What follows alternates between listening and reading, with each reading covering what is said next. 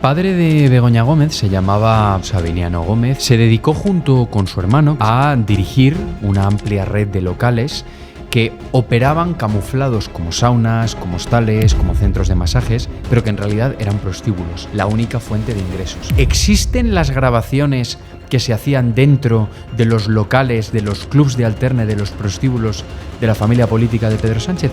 Sí que existen. Que la campaña de Pedro Sánchez a la Secretaría General del partido en el año 2017 fue financiada en parte con el dinero de los prostíbulos. Begoña Gómez participó en la contabilidad de todos estos locales, ¿no? Y nosotros lo hemos podido verificar a partir de numerosos testimonios de trabajadores que estuvieron en el interior de estas saunas durante muchísimos años, ¿no? ¿Por qué nadie habla de José Bono? Efectivamente, José Bono es un político con muchísimas sombras. En breve va a aparecer en un escándalo de corrupción, porque yo llevo detrás de esa investigación bastantes meses.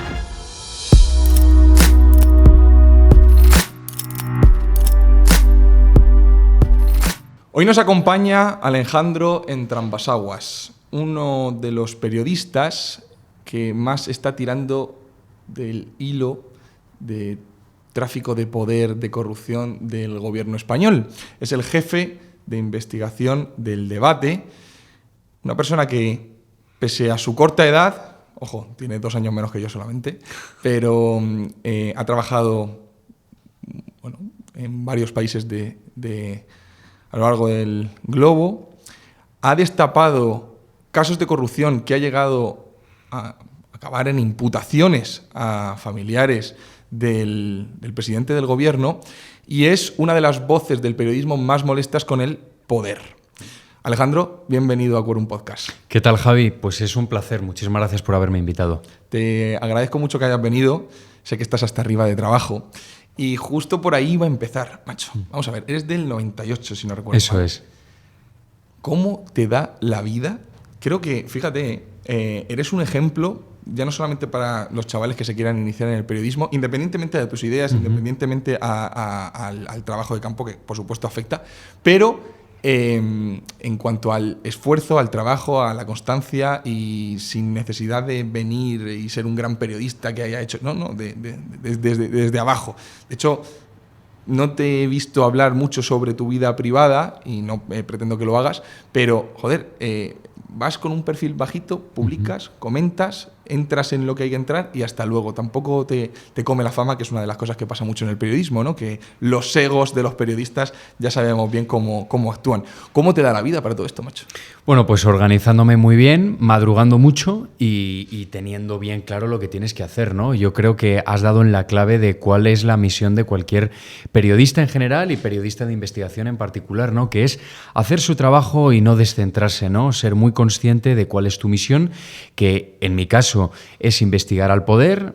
Ahora está en el gobierno Pedro Sánchez y es a lo que me dedico, ¿no? Con pies de plomo, porque realmente desde el gobierno están pendientes a ver si pegamos cualquier patinazo para intentar no solo llevarse por delante todo el trabajo que estamos llevando a cabo, sino también intentar llevarnos a nosotros por delante, ¿no? Lo que estamos viendo desde hace muchísimos meses es que el gobierno intenta descalificarnos de manera constante atacando nuestras informaciones, ¿no? A pesar de que yo siempre digo que lo bueno que tiene nuestro trabajo es que es un trabajo público, ¿no? Y que ahí está la hemeroteca para poder ver qué es lo que publica cada uno de los medios de comunicación, ¿no? Y si te fijas, Javi, el gobierno cuando intenta descalificarnos diciendo que lo que publicamos son bulos, son desinformación, que no somos periodistas, que somos ultraderechistas disfrazados de periodistas, nunca atacan ni discuten la veracidad de las informaciones, porque ellos son conscientes de que en el fondo son ciertas y la única estrategia que les convienen y lo único que pueden llevar a cabo son ese tipo de ataques contra nuestro honor profesional, porque existe el derecho al honor y también el honor profesional, y es lo que intentan hacer, ¿no? Pero al final, yo siempre digo que el tiempo pone cada cosa en su lugar y nuestro trabajo, ese que está intentando ser descalificado de manera permanente por parte del gobierno, al final hemos visto que se ha visto reflejado en informes policiales, en este caso de la Unidad Central Operativa de la Guardia Civil, y en documentos judiciales, en autos judiciales. Y esa es la labor del periodista de investigación, ¿no? Por eso yo creo que no debemos de descentrarnos. Y fíjate, por poner un ejemplo, El valor del trabajo que estamos llevando a cabo, el periodismo de investigación, está siendo fundamental y está siendo clave porque, por poner un ejemplo, el caso del hermano del presidente del gobierno lo iniciamos nosotros, la investigación, en el periódico El Debate, y toda esa investigación periodística ha sido lo que ha motivado primero su imputación y luego su procesamiento, y ahora mismo está en el banquillo de los acusados a la espera de juicio. Sí, sí. Vamos a hablar de política, vamos a hablar de periodismo, vamos a hablar de corrupción, vamos a hablar de tu libro, por supuesto, La Sagrada Familia, que he visto que va como un tiro, la verdad. Es un gran libro. Me han dicho que lo has escrito en dos, 3 semanas. Sí, así es, en 3 semanas. Joder, yo he escrito un libro, ¿vale? Lo publiqué en el año 2023 y estoy con otro. Es absolutamente imposible, o lo tienes muy claro y creo que eres una persona que cuando pone el foco en las cosas lo pones al 100%, cosa que es muy complicada, pero da muchos resultados, ¿no? ¿Cómo es posible que lo escribas en 2 o 3 semanas, tío? Pues por lo que te he dicho antes, por la organización. Lo que hice fue cogerme 3 semanas de mis vacaciones y mis vacaciones las dediqué en un mes de marzo a escribir este libro, en el mes de marzo de este año, ¿no? Sí, sí, sí. Y lo que hacía, llevaba una jornada pues muy, muy estricta. Me levantaba a las 5 de la mañana, a las 5:30 ya empezaba a escribir y solo salía para hacer deporte y paraba un poquito más para comer. Hacía una única comida al día y eso lo que me permitía era tener muchísimo tiempo libre. Y por supuesto el teléfono, dejarlo a un lado, porque si no es prácticamente imposible. Para mí ha sido relativamente sencillo poder escribir este libro y hacerlo en un corto periodo de tiempo por varias razones. Para empezar, porque el día a día de la actualidad, pues en fin, no me ha hecho tener que documentarme, ¿no? Porque el caso del hermano de Sánchez, como te he dicho, lo destapamos nosotros y por lo tanto para mí ha sido relativamente sencillo poderlo contar en el libro. En el caso de Begoña Gómez hemos llevado la delantera en muchas de las informaciones que han motivado que a día de hoy la mujer del presidente esté imputada por 5 delitos. Y luego también ha sido un libro que yo he disfrutado muchísimo a la hora de escribirlo porque no es un libro donde se recopilen los escándalos, ¿no? Sobre todos los escándalos que salpican a Sánchez, su círculo familiar, su círculo político. Es un libro que, por supuesto, que incluye todos esos escándalos, pero donde yo he intentado contar la intrahistoria de todas esas investigaciones. Y por eso lo he disfrutado mucho. Si vas contando también tu día a día y demás, es bastante interesante. Es ameno de leer, más allá del escándalo. Eso es lo que he intentado, ¿no? Pero fíjate, en comparación, por ejemplo, este es mi segundo libro. El primero es un libro en el que conté cómo el gobierno de Pedro Sánchez expulsó de España al rey don Juan Carlos. Es el libro Juan Carlos I, el rey en el desierto. Ese es un libro que me costó casi un año de escribir y que me costó muchísimo. Es un libro que también disfruté escribiéndolo, pero en el que me tuve que documentar mucho. Y pasé muchísimo tiempo documentándome, cosa que con este libro no me ha hecho falta. No ha sido así. Sí. Antes de entrar en todos estos escándalos de corrupción, vamos a hablar tranquilos, largo y tendido sobre esto. Quiero hablar de periodismo. Eres un periodista de investigación, un periodista de campo, un periodista que va y palpa el terreno, te gusta, no sé si llega, bueno, sí, sé que sí, pero llega a ese punto de incluso camuflarte un poquito para pasar desapercibido a lo película, pero ese periodismo ya no está de moda, o por lo menos no lo parece en este país. Yo he sido muy crítico, te lo comentaba antes fuera de cámara, con el periodismo actual porque la degradación ha sido absoluta. Entiendo la situación del periodismo en la actualidad, de lo que está ocurriendo con la disminución de ingresos, la dependencia de grandes empresas o de publicidad institucional y demás, pero creo, no sé si es ya más por tu juventud, tu ímpetu, tus ganas de crecer y demás, o ¿cuál es el motivo por el que tú estás encabezando ese periodismo de investigación de la vieja usanza encarnada perdona que te lo diga, ¿no?, en un chaval que le está poniendo ganas? ¿Por qué se ha degradado tanto esto? ¿Qué está pasando en los grandes medios de comunicación que incluso tienen más medios de los que tenéis vosotros en el debate y que tienes tú a nivel personal para que se haya degradado hasta tal punto tu sector?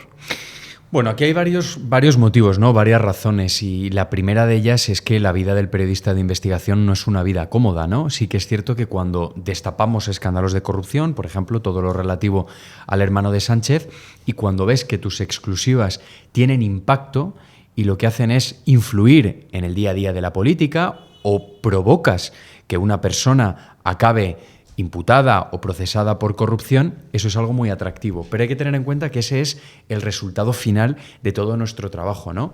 Es un trabajo que te obliga a estar conectado las 24 horas del día, no hay vacaciones, tú físicamente sí que puedes tener vacaciones, pero mentalmente es muy difícil desconectar. Es un trabajo que cuesta mucho dinero, el periodismo de investigación cuesta mucho dinero porque exige tener profesionales especializados en investigación, que esto no es muy habitual, es más, todo lo contrario, es bastante poco habitual.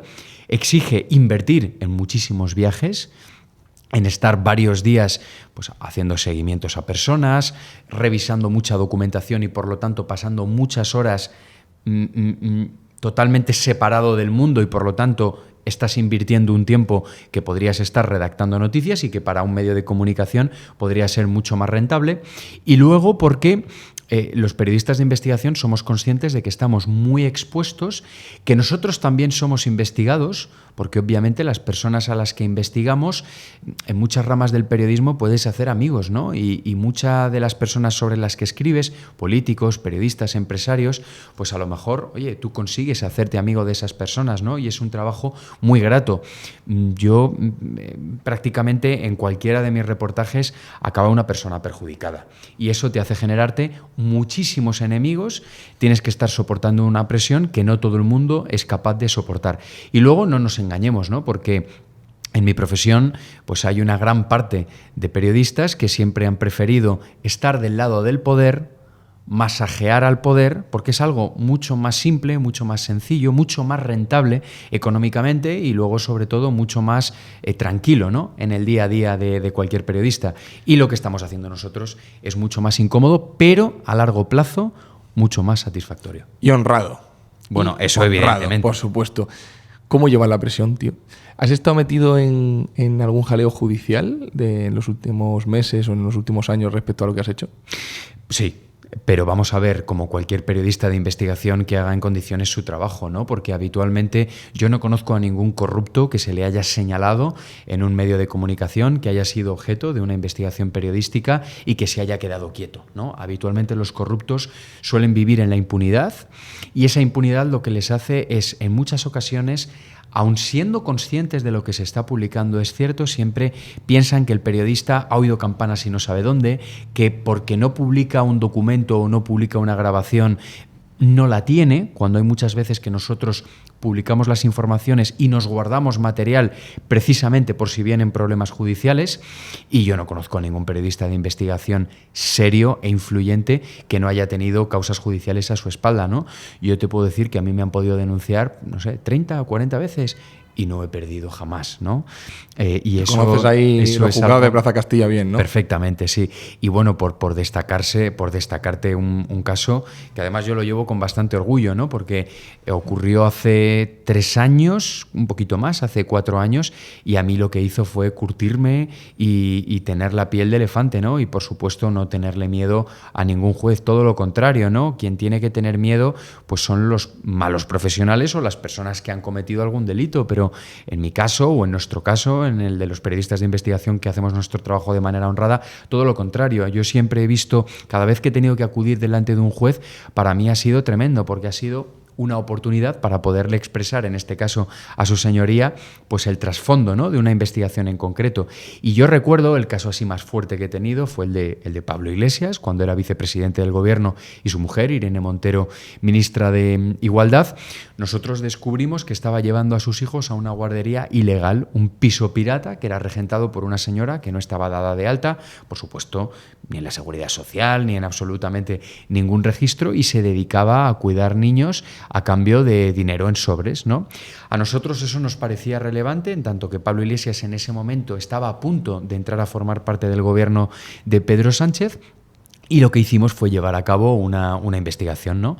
Efectivamente comprobamos que estaba llevando a sus hijos a una guardería ilegal que estaba ubicada en Galapagar, en el municipio madrileño en el que vive, pero no en el casoplón donde él reside, sino en un edificio de vecinos, de pisos, que estaba ubicado a un par de kilómetros de su vivienda. Y efectivamente verificamos que llevaba ya a sus hijos, investigamos a la cuidadora y nos dimos cuenta de que efectivamente estaba llevando a cabo su trabajo de manera completamente ilegal. Yo tuve que ir en varias ocasiones para poder verificar que efectivamente él estaba haciendo uso de ese servicio ilegal, y en uno de esos viajes que yo tuve que hacer para poderlo verificar, bueno, pues él se dio cuenta de que le estábamos investigando, que le habíamos pillado, y fíjate, lo más llamativo es que no se esperó a que publicáramos para ejercer acciones legales contra nosotros. Él lo que pensó fue: si publican esto, nos hacen un roto tremendo y podría peligrar el hecho de que yo entrara en el gobierno. Y rápidamente denunció. ¿De manera preventiva Efectivamente, se puso el parche antes de la herida, el asunto se judicializó. Nosotros nunca llegamos a publicar la información porque no nos dio tiempo. Y bueno, él lo que le pidió a la juez fue que... Lo primero que le pidió fue una orden de alejamiento como medida cautelar para que no nos pudiéramos acercar a él, cuando nunca nos habíamos acercado. Y la juez, pues, en fin, enmarcó mi labor y la labor del periódico en una labor de periodismo de investigación. Rápidamente lo desestimó. Esto ocurrió a finales del año 2019. Yo en diciembre mi periódico me mandó a Bolivia, donde estuve varios meses llevando a cabo otra investigación, y estando en Bolivia ocurrió algo muy llamativo, ¿no? Y es que Pablo Iglesias fue nombrado vicepresidente del gobierno, y ya como vicepresidente del gobierno, la misma juez, que no había visto ningún indicio delictivo y absolutamente ningún peligro en nuestra conducta, decidió que sí. La Fiscalía, que no había visto absolutamente ningún peligro, decidió que sí, que podía haber indicios delictivos, y decidieron ir para adelante con el procedimiento judicial. Claro, yo estaba en Bolivia y estaba pasmado, ¿no? ¿Qué era lo único que había cambiado? ¿Había habido nuevos testimonios? No. Lo único que había cambiado es que Pablo Iglesias estaba formando parte del gobierno. Tenía poder. Y bueno, entonces, pues bueno, eso lo que provocó fue que el procedimiento judicial siguiera adelante. Meses más tarde, bueno, pues en fin, el asunto recayó en un juzgado de lo penal aquí en Madrid, y al final pues tuve que ir delante de un juez. Pablo Iglesias me sentó en el banquillo y yo tuve que declarar delante de un juez, a un lado con Pablo Iglesias, al otro lado con Irene Montero. Pues oye, se explicó absolutamente todo al magistrado, que se quedó pasmado. Y fíjate que habitualmente los jueces suelen tardar una media como mínimo de mes y medio en dictar una resolución judicial, ¿no? Pues este juez lo vio tan claro que por la mañana fue la vista y por la tarde dictó el auto en el que, por supuesto, todo quedó completamente archivado. Enmarcó mi labor en una labor profesional, que fue lo que fue desde el primer momento. Y fíjate, por no hacértelo muy largo, una de las cosas que más me sorprendió, yo estaba muy tranquilo, ¿no? Porque yo sabía cómo había llevado a cabo la investigación, y yo me presenté en el juzgado con pruebas, ¿no? Con la documentación que acreditaba todo, ¿no? Que Pablo Iglesias estaba haciendo uso de un servicio ilegal y que ese era el motivo por el cual nosotros estábamos llevando a cabo esa investigación. Sí que me sorprendió, justo antes de entrar al juzgado, cómo Pablo Iglesias y Irene Montero cuidaron muchísimo su presencia física, ¿no? Porque ellos sabían que no podían ganar en los tribunales con argumentos, con documentación, e intentaron, pues bueno, pues llevar a cabo un teatrillo. Y esto que voy a decir ahora te va a sorprender, pero es que es público y notorio, ¿no? Pablo Iglesias se presentó con un abrigo lleno de pelusas. Ella, Irene Montero, se presentó con el maquillaje corrido, como simulando que había llorado toda la noche llorando, ¿no? Cuando eran las 8 de la mañana, y con unas manoletinas cuya suela estaba abierta, es decir, se presentaron... Como si fueran dos mendigos. Sí, sí, así se presentaron para intentar dar pena al juez.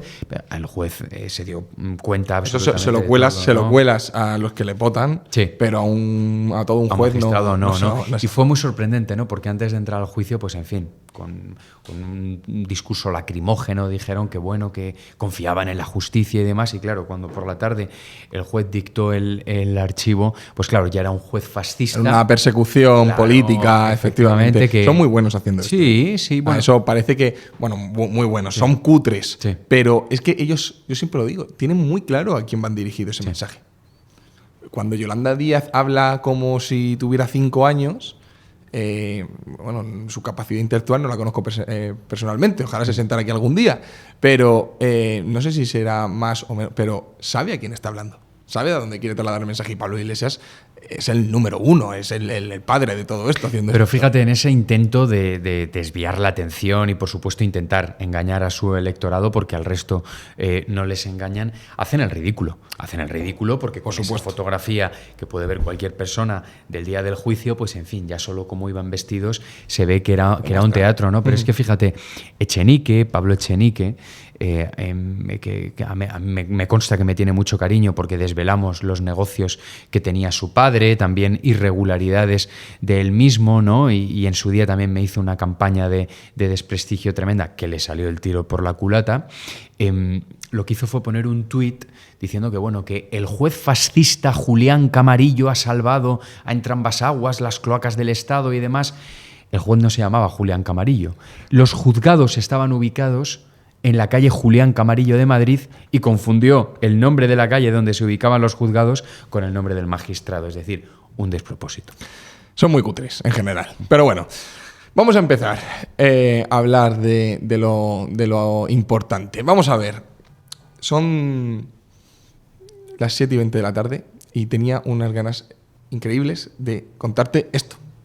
Resulta que cuando salió todo lo del escándalo de David Sánchez, el hermano del presidente del gobierno, yo me acuerdo que puse Big One, el programa de En Libertad de Jaro García, y te vi ahí, y te vi que estabas contando una cosa que a mí me volvió loco.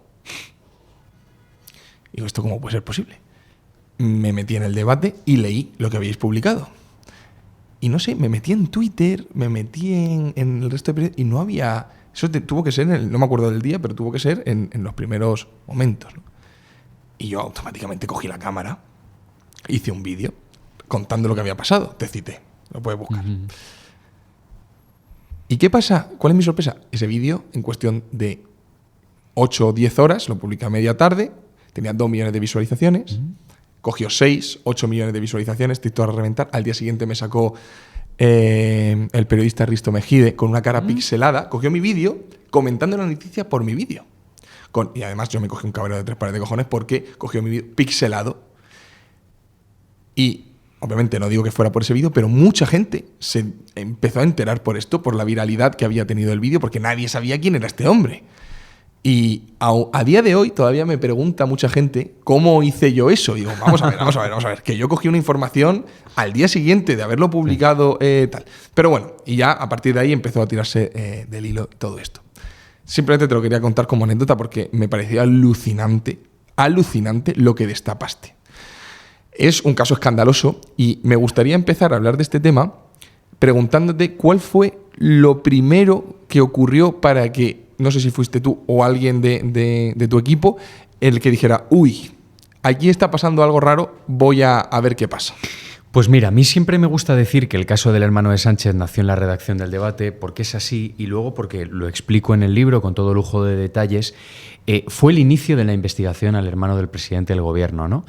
David Sánchez fue enchufado en el año 2017 en la Diputación de Badajoz, en un procedimiento administrativo que luego la Guardia Civil y posteriormente la magistrada Beatriz Viedma ha demostrado que estaba plagado de irregularidades, ¿no? Porque la plaza estaba teledirigida para él desde el primer momento y para ello se simuló un concurso, pues que en fin, que es que se sabía desde el principio quién iba a ser el ganador de esa plaza. Y esto era público y notorio, ¿no? Porque en su día Podemos, fíjate, Podemos, el partido de Pablo Iglesias, bueno, pues denunció en la Diputación de Badajoz que ese procedimiento se había llevado a cabo pues con muchas dudas, ¿no? Y que había irregularidades que se tenían que investigar. Y nunca se investigó. Fueron pasando los años y en el año 2023, es decir, hace tan solo 2 años, a mí me llega el rumor de que el hermano del presidente del gobierno, que ya llevaba bastante tiempo como alto cargo de la Diputación de Badajoz, no iba a trabajar. Era un simple rumor. Entonces yo lo que le propuse a mis jefes fue ir a Badajoz, hacer una investigación de campo y poder verificar todo esto, ¿no? Y lo que comenzó siendo un rumor, tirando del hilo, pues ya hemos visto cómo ha acabado, ¿no? Con este señor sentado en el banquillo de los acusados y procesado por 2 delitos de corrupción gravísimo.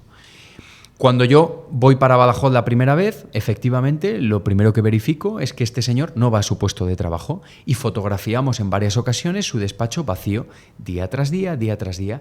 Y lo que comenzó siendo un absentismo laboral palpable, pues seguimos tirando del hilo y verificamos no solo que no iba a trabajar, sino que el procedimiento por el cual se le había adjudicado la plaza estaba plagado de irregularidades. Y no solo eso, sino que había mudado su residencia fiscal a Portugal única y exclusivamente para pagar menos impuestos. Yo en el libro cuento que en total hice una veintena de viajes a Badajoz, pero realmente los más interesantes fueron los 5 primeros. ¿Por qué? Porque durante esos 5 primeros viajes yo iba, recopilaba información, me reunía con fuentes, seguía al hermano del presidente del gobierno en varias ocasiones, físicamente, y al no publicar, David Sánchez no era consciente de que estaba siendo investigado. Y eso a mí me permitió poder actuar con muchísima ventaja, ¿no? Porque ellos se reunían a plena luz del día, porque el hermano de Sánchez cruzaba la frontera Badajoz-Portugal de manera continua, porque hacía las labores oportunas para comprar la casa, que fue lo que le permitió en la ciudad de Elvas poder mudar su residencia fiscal a Portugal sin llamar la atención. Y todo eso fue lo que me permitió, como te digo, ir con cierta ventaja y que ellos no fueran conscientes de que estaban siendo investigados. Claro, por eso cuando empezamos a publicar imágenes del hermano del presidente del gobierno, vídeos del hermano del presidente del gobierno. Empezó a ir con gorra, ¿no? Efectivamente, empezó a ir con gorra y empezó a no salir de casa porque él era consciente de que estaba siendo investigado, ¿no? Antes de entrar en algunos detalles que quiero comentar del caso, es demasiado burdo. Quiero decir, cuando David Sánchez decidió, que entiendo que lo decidió él, porque dijo, oye, voy a ahorrarme 4 pelas, porque son 4 pelas. No hay nadie que le dijera, oye, esto que estás haciendo corres un riesgo tremendísimo, porque soy el presidente del gobierno y me imagino que todos mis enemigos, ¿vale? Aunque pongámonos en esa situación, pero todos mis enemigos van a intentar investigarme. No hay nadie que pare esto. Es que me parece, por un lado, muy cutre y por otro lado, un sentimiento de impunidad, de no voy a tener problemas seguro porque mi hermano es el presidente, que el despipote sea tremendo. Y más, oye, que si tu hermano tiene un discurso anti-impuestos, lo puedo entender, pero es que es justo lo contrario, ¿no? ¿Cómo es posible que nadie pare eso? Bueno, pues porque has dado en la clave, ¿no? El sentimiento de impunidad, que es el hilo narrativo de todo el libro, ¿no? De hecho, el lector, conforme lo vaya leyendo, lo primero que va a preguntarse es, bueno, ¿cómo es posible tanto descaro, ¿no? ¿Cómo es posible que el hermano del presidente del gobierno hiciera todo eso pensando que nadie nunca le iba a investigar? No ya un periodista, no, un juez, o la Guardia Civil o la Policía Nacional. O sea, ¿tú crees que es eso? Que él pensaba que jamás le iban a investigar y que por eso podía hacer lo que quisiera. Estoy totalmente convencido. Y luego dices, bueno, por ahorrarse un poco de dinero. Bueno, eso que sepamos, ¿no? Porque la trama de Koldo, nosotros llegamos a publicar que toda la red del empresario Víctor de Aldama, el exministro José Luis Ábalos y todo lo que gira en torno a todos esos hechos de corrupción, la trama abrió 5 empresas en Elvas, que es la misma ciudad portuguesa en la que se ha instalado el hermano del presidente del gobierno. Y cuando nosotros publicamos esto en el debate, yo lo que hice fue hablar con Víctor de Aldama. De hecho, esa conversación que él y yo mantuvimos fue la primera vez que él se dirigía a un medio de comunicación, porque acababa de estallar todo el caso, y yo le pregunté, ¿no? Yo le pregunté si era casualidad que la trama hubiera constituido 5 sociedades en el mismo lugar donde vivía el hermano del presidente del gobierno, ¿no? Y en vez de responderme si sí o si no, lo que me dijo fue, que lo investigue la Guardia Civil. Por lo tanto, a priori, y sin tener más información, podemos hacernos esa pregunta, ¿no? Bueno, al final, ¿qué se va a ahorrar? ¿200 o 300 euros al mes por tributar en Portugal en vez de en España? Ya, pero ¿y si hay más? Es que la información que nosotros tenemos es que hay mucho más. Y nosotros vamos a seguir investigando hasta dar con ello, en paralelo a lo que pueda estar haciendo la Guardia Civil. Pero fíjate, el hermano del presidente del gobierno, nosotros sabemos que fue muy bien asesorado. Es decir, él estaba siguiendo una estrategia que fue cuidadosamente diseñada y ejecutada. Porque él lo que hace es muda su residencia fiscal a Portugal para pagar menos impuestos. ¿Cómo lo hace? Se compra una casa al contado mediante el uso de 2 cheques bancarios con fondos que previamente le había inyectado su padre, que si quieres luego hablamos tranquilamente de él, pero es que nunca vivió en Elvas. Es que el hermano de Sánchez, el músico David Sánchez, nunca vivió en Portugal. De hecho, la casa se la compró en ruinas. El palacete. El palacete. Y 2 años después sigue en ruinas. Él estaba viviendo oculto en el Palacio de la Moncloa. Y eso solo puede ser con la connivencia, obviamente, del presidente del gobierno.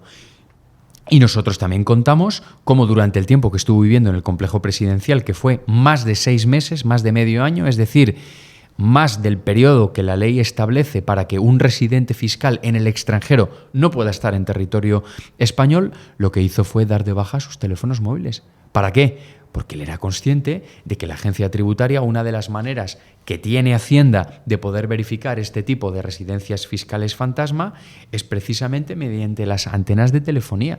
Y dando de baja los teléfonos, ¿pierdes el rastro? Eludía el control. Correcto.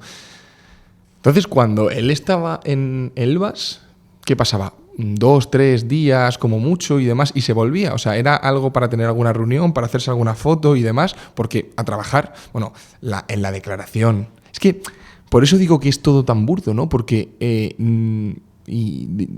tan burdo que te cuesta creer que está planificado. Porque, oye, prepararte mínimamente lo que te puede llegar a preguntar un juez en función de lo que estás acusado, que es básicamente de que no estabas yendo a trabajar y que la plaza te la habían puesto a dedo, que ni siquiera se lo prepare, me parece que sí, impunidad, pero de verdad, no, yo llegué a pensar en su momento, pero que era incluso hasta una estrategia de pensar que este hombre pues no daba para mucho más y que era un verso libre, porque si no, no soy capaz de explicármelo.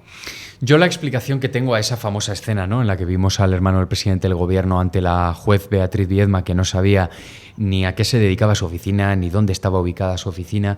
A ver, yo eso lo achaco a varios temas, ¿no? Para empezar, David Sánchez nunca creía que verdaderamente una juez le iba a preguntar por todo esto. Y yo creo que ni él mismo se creía que estaba siendo interrogado por una magistrada y que estaba imputado y que estaba siendo investigado por 2 delitos. Pues su abogado, espero que no lo contrate nadie. Así de claro te lo digo, porque sí, no. O sea, el asesoramiento que tuvo ese hombre es lamentable. Efectivamente, Emilio Cortés, el penalista Emilio Cortés, ha demostrado con este caso que, en fin, pues ahí está, ¿no?, el resultado de un señor que ha llevado una estrategia judicial, pues cuanto menos dudosa, ¿no? Uh-huh. Y a la vista están los hechos.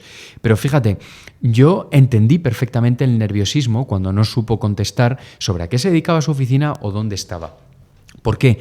Porque la juez le hizo referencia a que era consciente de que no iba a trabajar, que eso de por sí no era un delito, ¿no? O sea, el absentismo laboral no es delito, pero es un indicio sobre lo que luego posteriormente vimos, ¿no?, que era que le hicieron a medida a la plaza y que para más Inri no iba a trabajar, es decir, cobraba sin ir a trabajar en una plaza que se le adjudicó en fraude de ley. Pero yo entendí las dudas que tuvo el hermano de Sánchez desde el primer momento, cuando la juez le preguntó dónde estaba su lugar de trabajo y él no supo contestar. ¿Por qué? Porque nosotros publicamos las fotografías de su despacho vacío. De hecho, el inicio del procedimiento judicial fue una denuncia que interpuso el sindicato Manos Limpias y el 90% de la denuncia eran nuestras informaciones, nuestras investigaciones, ¿no?, las que habíamos llevado a cabo en el debate. Y él era consciente de que la juez sabía que no iba a trabajar y que existían fotografías que lo acreditaban, ¿no? Entonces, ¿qué fue lo que hizo la Diputación de Badajoz justo antes de que el hermano de Sánchez tuviera que ir a trabajar? Lo que dijeron fue: vamos a montarle a toda prisa un segundo despacho. ¿Para qué? Para que pudiera justificarse ante la juez y pudiera decir, bueno, usted no me ve trabajar en ese despacho porque voy al otro. Tengo otro. Nosotros recibimos el chivatazo de que eso iba a ocurrir. Una buena fuente nos dio la ubicación de ese nuevo despacho que le iban a montar a toda prisa, el día y la hora. Viajamos a Badajoz y pudimos grabarlo mediante cámaras ocultas. Como personal de la Diputación de Badajoz, a toda prisa iba con una carretilla, con el escritorio, le llevaban hasta un perchero, le llevaban plantas, en fin, una imagen dantesca. Ese montaje fue grabado como lo hicieron a toda prisa y claro, y de ahí las dudas, ¿no? Debió de pensar, ¿cuál digo que es mi despacho? ¿El que me han grabado que está vacío o el que me han montado a toda prisa? Y de ahí el no poder saber qué era lo que tenía que decir. Y todo esto encima va más allá, ¿no? Porque luego, después de que estallara todo esto, al cabo de unos meses, salta lo que estaba ocurriendo en Moncloa. Que Pedro Sánchez estaba viviendo con su hermano allí. Claro, a priori es un familiar, entiendo que no es el único que lo ha hecho, pero claro, la casuística concreta cambia un poco y sobre todo porque vemos, o por lo menos yo veo, una evidente malversación de fondos públicos cuando su cuñada, la japonesa, ¿cómo se llama? Kaori Matsumoto. Kaori, utilizaba, lo vi publicado en el debate, su vehículo, un vehículo medicalizado del presidente del gobierno. A la presidencia del gobierno para ir a visitas regulares, porque me dices, oye, es una urgencia de un día que se ha puesto de parto. No. Era continuado. ¿Al ginecólogo? Al ginecólogo, una visita al ginecólogo. Esto tiene que ir mucho más allá. O sea, quiero decir, creo que, por lo que veo, tiene que ser la superficie. Sí, así es. Y de hecho, cuando lo publicamos en el debate y lo conté en el libro, creo recordar que fue el que en aquel momento era portavoz del Partido Popular en el Congreso, Miguel Tellado, que le preguntó por estos hechos a la ministra de Hacienda, ¿no? A la vicepresidenta del Gobierno, María Jesús Montero. Y Montero, que siempre tacha de bulo y de desinformación todos los artículos periodísticos que no son de su agrado, no lo negó. No lo negó por dos razones. Para empezar, porque ella era consciente de que era cierto, de que el hermano del presidente del gobierno había estado viviendo en Moncloa mientras simulaba que lo hacía en Portugal para pagar menos impuestos. Y luego porque alguien la debió de informar de que había pruebas, de que había un reguero de pruebas. Y así fue porque poco a poco lo fuimos contando. Evidentemente, el hecho de que el presidente del gobierno, Pedro Sánchez, tenga a su hermano viviendo en la Moncloa, eso no es ningún delito. El matiz está en que viviendo en Moncloa, David Sánchez pudo incurrir en un delito de fraude fiscal, porque él tenía la obligación de pasar medio año en Portugal por ser residente fiscal en Portugal, y nosotros lo que descubrimos es que en el año 2022 estuvo 7 meses, es decir, más de medio año, más de lo que estipula la ley, en territorio español, y concretamente en el Palacio de la Moncloa. En el libro lo cuento de manera cronológica, ¿no? Él lo que hace es, primero se coge una excedencia, luego se coge una baja por paternidad, y cuando regresa de esas bajas al territorio español, el Palacio de la Moncloa le manda un coche de incidencias al aeropuerto, ¿no? Que es un vehículo oficial del presidente del gobierno, y les recoge a David Sánchez y a Kaori Matsumoto. Y esa noche cenan con Begoña Gómez y con Pedro Sánchez. David Sánchez les informa de que están embarazados, y parte del propio presidente del gobierno el hecho de, bueno, pues quedaros aquí y pasáis aquí todo el embarazo. Claro, durante el tiempo que estuvieron allí, estuvieron desayunando, comiendo, cenando. Todos esos gastos del hermano de Sánchez y de la cuñada japonesa del presidente del gobierno fueron pagados con dinero público. Eso a nosotros nos lo reconoció Presidencia del Gobierno por escrito, aunque se negaron a revelar la cantidad, sí que reconocieron que se había sufragado con dinero público. Y luego dos elementos importantísimos, ¿no? Uno al que tú ya has hecho referencia. Kaori Matsumoto estaba embarazada, iba a las revisiones ginecológicas en un vehículo medicalizado que está destinado a las urgencias médicas del presidente del gobierno. Ella lo usaba como si fuera un taxi para ir a revisiones médicas completamente ordinarias. Un vehículo, por cierto, que era conducido y estaba escoltado por miembros de la Guardia Civil. O sea que además del vehículo médico, sí, había un coche de la Guardia Civil detrás. De la Guardia Civil detrás, claro. Pero es que el coche medicalizado estaba conducido por miembros de la Guardia Civil. Efectivamente. Y luego hay otro elemento que puede resultar anecdótico, pero para nosotros fue la guinda del pastel, ¿no? Nosotros contamos que el hermano de Sánchez le propuso a su hermano, a Pedro Sánchez, que no tenía dónde guardar una roulotte, una autocaravana. Le dijo, bueno, pues guárdala aquí en Moncloa, ¿no? Estuvo durante todo el tiempo que David Sánchez estuvo viviendo dentro, aparcada en un aparcamiento destinado para funcionarios. Él dejó de vivir en Moncloa y ese vehículo continuó allí. Nosotros además teníamos constancia de que repostaba de manera habitual en la gasolinera que hay dentro del complejo presidencial. No pagaba el tío ni una, ¿eh? Que está destinada para los coches oficiales, e incluso estaba enchufada también al tendido eléctrico del Palacio de la Moncloa, y de hecho había guardias civiles que tenían que bajar y arrancar de vez en cuando el vehículo para que no se quedara sin batería. Y cuando preguntamos por estos hechos al Palacio de la Moncloa, en vez de contestarnos, ¿sabes qué fue lo que hicieron?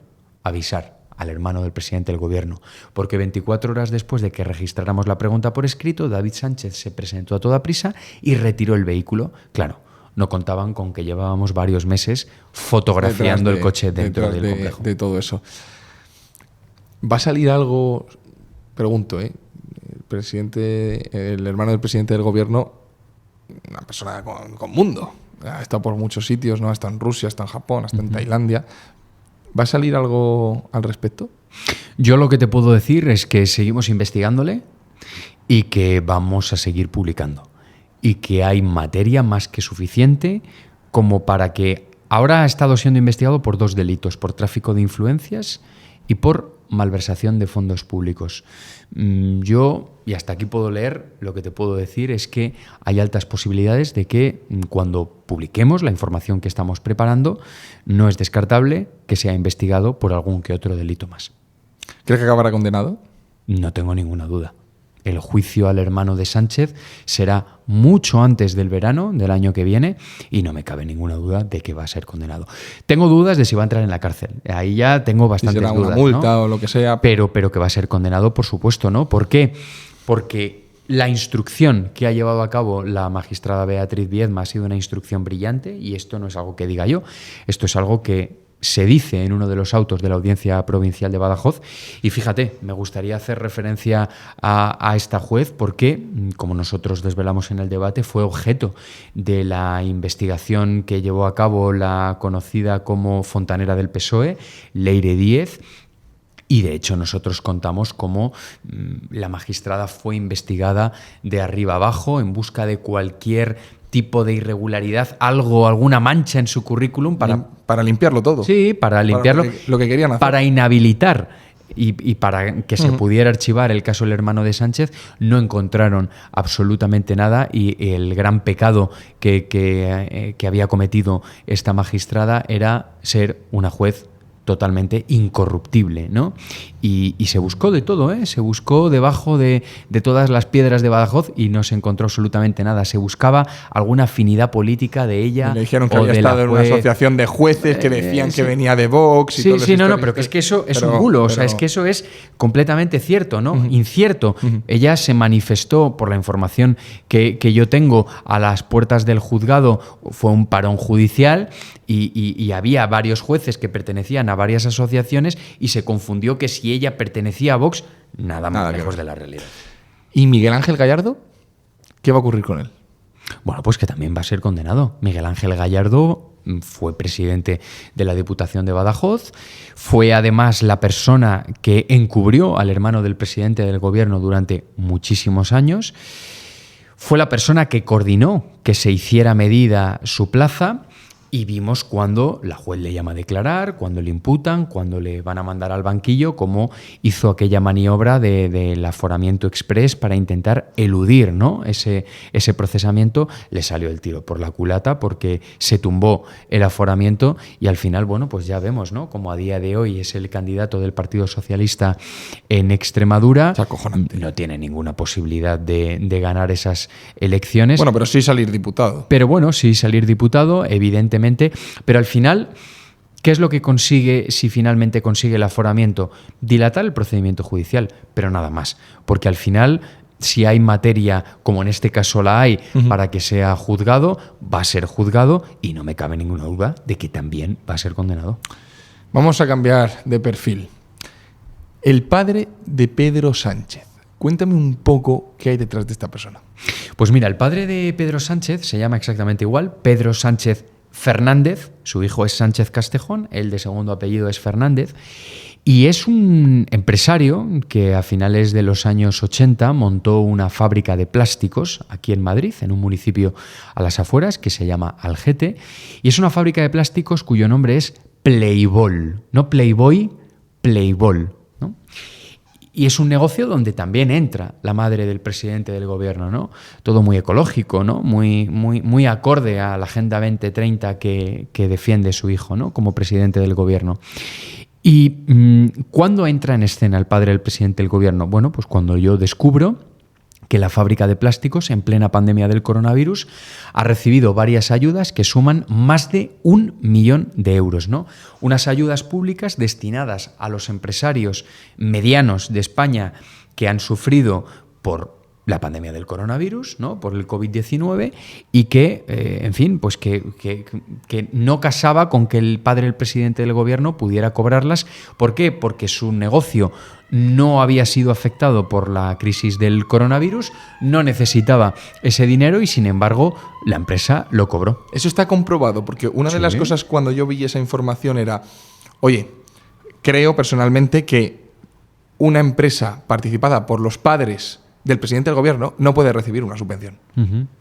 Por moralidad. Pero bueno, suponte que está teniendo un problema y que eso, si no recibe ese dinero, debido a las circunstancias, provoca un ERE. Y oye, si lo va a recibir la empresa de enfrente, ¿por qué no la puede recibir si fuera todo legal? Y ahí es donde estaba mi duda. ¿No tenían problemas económicos la empresa y recibió aún así el dinero? No tenía problemas económicos, que recibió más de 1 millón de euros públicos, eso te lo confirmo, porque nosotros hemos publicado la documentación que lo acredita, pero obviamente esto no fue tan sencillo, ¿no? Es decir, ellos eran conscientes de que si esto acababa trascendiendo, esto se produjo en el año 2020 y nosotros lo publicamos a finales del año 2021, que fue cuando lo descubrimos. Ellos eran conscientes de que se iba a generar muchísima polémica. ¿Y qué fue lo que hicieron? Pues lo que hicieron fue disimular la operación. Y para ello recurrieron, el padre del presidente del gobierno recurrió a un empleado suyo. Ese empleado suyo constituyó una sociedad de nombre idéntico al de la fábrica y fue esa segunda sociedad, cuyo administrador único era el empleado del padre de Pedro Sánchez, el que recibió la ayuda. ¿Para qué? Para que si el tema acababa trascendiendo, él siempre pudiera tener la disculpa de, bueno, ya, pero es que lo ha recibido, es una sociedad que yo no soy el administrador y lo ha recibido un empleado mío, ya. Pero es que esa sociedad, como digo, el nombre es idéntico, está domiciliada en la misma sede de la fábrica del padre del presidente del gobierno. El teléfono de la sociedad es el teléfono privado del padre del presidente del gobierno, el correo electrónico igual. Por lo tanto, pero es que fíjate, este empleado que se presta a constituir esta sociedad con el que en su día yo hablé, ¿no? Y me reconoció que realmente en la práctica la fábrica de plásticos seguía siendo del padre del presidente del gobierno, es hermano de un alto cargo del Ministerio de Exteriores. Y de hecho, cuando yo publiqué todas estas informaciones, Sánchez estaba con Begoña Gómez, con su esposa, en un viaje oficial por Roma. Y en aquel momento la hermana de este trabajador, del padre del presidente del gobierno, ostentaba un alto cargo en la Embajada de España en Italia, era la directora de la Academia de España en Roma, y en ese viaje oficial que hizo Sánchez visitó la Academia de España en Roma y nosotros publicamos la fotografía de Sánchez, Begoña Gómez y la hermana del trabajador que su padre había usado para montar todo el tinglado de la fábrica y poder cobrar la ayuda sin desviar la atención, ¿no? Para que no se supiera que había sido realmente su empresa la beneficiaria, ¿no? Estabas hablando y se me han venido a la cabeza dos cosas. Uno, volvemos al cutrerío, a lo cutre, a lo sencillo. O sea, quiero decir, la ingeniería fiscal para desviar este tipo de cosas es por todos conocida y se puede hacer muy bien, pero es que eso es cutre. O sea, el testaferro de toda la vida se ha utilizado para este tipo de cosas, pero bueno. Y luego, por otro lado, me imagino, de verdad me ha venido a la cabeza, me imagino tú en tu ordenador volviéndote loco, diciendo, no me lo puedo creer, no creo que sea tan burdo, ¿no? Porque claro, me imagino que tú a veces, investigando todo esto, cuando empieces a encontrar esos nexos tan cutres, dirás, tío, me lo están poniendo fácil, entiéndeme. Pero es que eso suele ser muy habitual, porque es que hay un denominador común en todos los investigados, ¿no? Que es que el sentimiento de impunidad siempre está ahí, siempre se piensan que no se les va a pillar y al final todas las tramas de corrupción tienen elementos que son muy, muy similares, ¿no? Cambian los nombres, cambian los partidos políticos, pero es todo muy similar. ¿Sabes qué pasa? Más allá de que si te van a pillar o no, es la impunidad de me merece la pena pasar el trago mediático. Quizá luego la envergadura coge demasiada fuerza, ¿no? Pero, por ejemplo, el hombre, el que estuvo contratado, el hermano, tal, es al final, pues a lo mejor pringa con algo, pero probablemente le merezca la pena y el escarnio público nadie lo conoce. Ni siquiera me han nombrado cómo se llama. Quiero decir, no va a suceder. Ahora, el resto, joder, yo siempre digo una cosa cuando yo contesto mucho a portavoces, a una Pilar Alegría de turno, no cobráis tanto para la vergüenza que dais. O sea, de verdad, yo siempre, cuando veo este tipo de cosas, como defienden a capa y espada barbaridades, siempre digo, cobras, vale, a lo mejor estás cobrando 70, 80.000 euros al año, que eso en España a la gente puede parecer que es un sueldazo y tal. Pero digo, oye, para tu pérdida de reputación, para la vergüenza que tienes que estar haciendo pasar a tus hijos, no cobras tanto. Pero es algo que, bueno, que siempre me viene a la cabeza. Volvemos a dar otro salto. Si hemos hablado ahora de los padres de Pedro Sánchez, vamos a ir a el padre de Begoña Gómez. Creo que esta historia probablemente sea de todas la más turbia que hay y que tengo muchas preguntas al respecto. Me gustaría un poco que pusieras en situación a la audiencia quién es el padre, quién es su hermano, el negocio que tenían y la relación con Begoña, y a partir de ahí te empiezo a hacer alguna pregunta. Pues mira, el padre de Begoña Gómez se llamaba, porque ya falleció, Sabiniano Gómez, y de hecho Sánchez el otro día en el Senado, cuando le preguntaron por esto, pues se valió de eso, ¿no? De, bueno, está usted haciendo referencia a una persona que ha fallecido. Se dedicó junto con su hermano, que se llama Francisco Enrique Gómez Serrano, a dirigir una amplia red de locales que operaban camuflados como saunas, como hostales, como centros de masajes, pero que en realidad eran prostíbulos, eran clubs de alterne, ¿no? Que estaban repartidos en su mayoría por la ciudad de Madrid, pero también los había en Toledo, en Segovia, en varias ciudades de Galicia.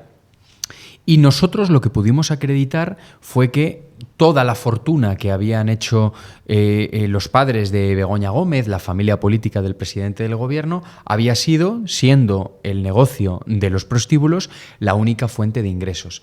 Todo el patrimonio inmobiliario que tiene Begoña Gómez fue comprado con fondos de su padre, se lo compró su padre. Y Pedro Sánchez y Begoña Gómez están casados en separación de bienes.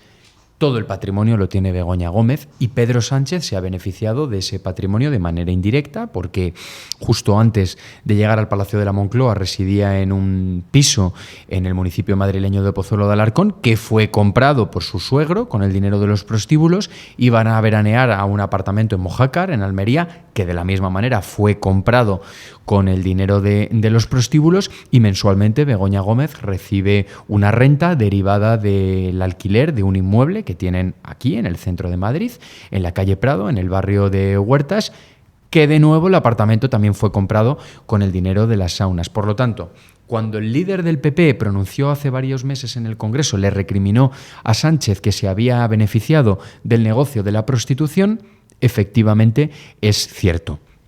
El hecho de que durante años se grabara en todos estos locales a los clientes sin que fueran conscientes de ello y que ese material haya podido servir para chantajear a algunas de las personas que consumieron este tipo de locales, pues yo lo que te digo es que eso es completamente cierto y de nuevo también hay mucha documentación que la acredita. Yo lo he destacado en el libro de manera, pues en fin, con muchísimos detalles, lo hemos publicado también en el debate. Yo lo que cuento es que una patrulla de la Policía Municipal hace varias inspecciones en varios de estos locales y localizan que hay cámaras escondidas, micrófonos ocultos, y lo que hacen es redactan una denuncia y mandan el asunto a la Agencia Española de Protección de Datos, que es un organismo que depende del gobierno. En aquel momento, era el año 2009, Sánchez era concejal del Partido Socialista en el Ayuntamiento de Madrid. ¿Y qué es lo que hace la Agencia Española de Protección de Datos? Que estaba dirigida por un socialista que se llama Artemi Rayo. Verifican que en efecto esas cámaras existen, dicen que no hay delito porque detrás de las botellas de alcohol había un pequeño cartel cochambroso que anunciaba que esas cámaras estaban ahí. Eso no era cierto, o sea, sí que podía estar el cartel, pero efectivamente no estaba a la vista de los clientes. Los clientes no eran conscientes de que estaban siendo grabados y bajo ese pretexto archiva las denuncias policiales, da carpetazo a estos dos asuntos, ¿no?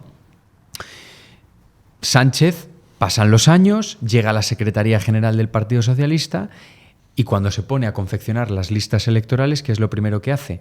A Artemi Rayo, el que casi 10 años antes había tapado pues lo que iba a haber sido un escándalo mayúsculo y lo que podía haber tumbado su carrera política en el año 2009, lo que hace es le coloca como diputado en el Congreso de los Diputados, luego como senador. Y a día de hoy, Artemi Rayo, el que tapó todos estos escándalos, sigue como diputado en el Congreso.